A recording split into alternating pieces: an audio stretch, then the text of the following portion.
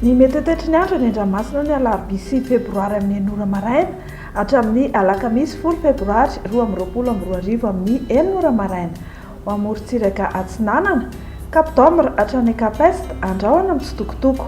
Ho avy andrefana andrivotra ka ho 20 km isan'ora any amin'ny tapany avaratra, iovaova kosa ny akapaka ho 9 hatramin'ny 10 km isan'ora. Anonjabe ny ranomasina ary ny avin'onja dia 1.3 hatramin'ny 1.5 metatra. Ho any Capest hatrany Mahanoro, Andrahoana amin'ny ankapobeny.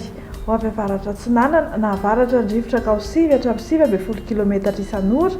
Anonjabe ny ranomasina ary ny avin'onja dia eo anelanelan'ny 1.3 hatramin'ny 1.4 metatra. Ho amin'ny Mahanoro hatrany Taolagnaro, isy ny tandrivindraona vitsy manakaiky ny Taolagnaro.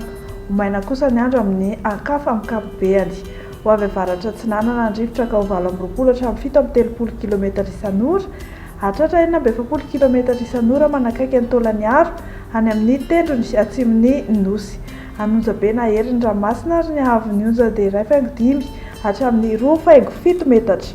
Ho any Taolagnaro hatrany Cap Sainte-Marie, ho maina ny andro amin'ny ankapobeny. Ho avy avaratra andrivotra ka ho 20 hatramin'ny 7.30 km isan'ora. Iovaova kosa manomboka amin'ny alina ka ho 9 hatramin'ny 9.10 km isan'ora. Anonjabe ny ranomasina ary ny avin'onja dia 2 hatramin'ny 2.5 metatra risy ny alon-drano vaventy avy any Atsinanana.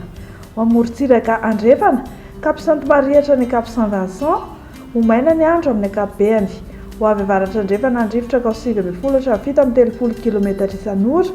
Ho avy atsimo kosa manomboka ny alina ka ho 9 hatramin'ny 9.10 km isan'ora. Anonjabe na herin'ny ranomasina ary ny avin'onja dia 1.4 hatramin'ny 2.4 metatra. Isy ny alon-drano avy any atsimo. Ho any Cap Saint-Vincent hatrany Cap Saint-André, ho maina ny andro amin'ny ankapobeny. Iovaova fitsokan-drivotra ka ho 9 km isan'ora. Ho avy atsimo kosa manomboka ny alina ka ho 9 hatramin'ny 9.10 km isan'ora. Anonjabe ny ranomasina ary ny avin'onja dia 2 metatra. Hidina Mendala izany any amin'ny fiafaran'ny fiepitaona.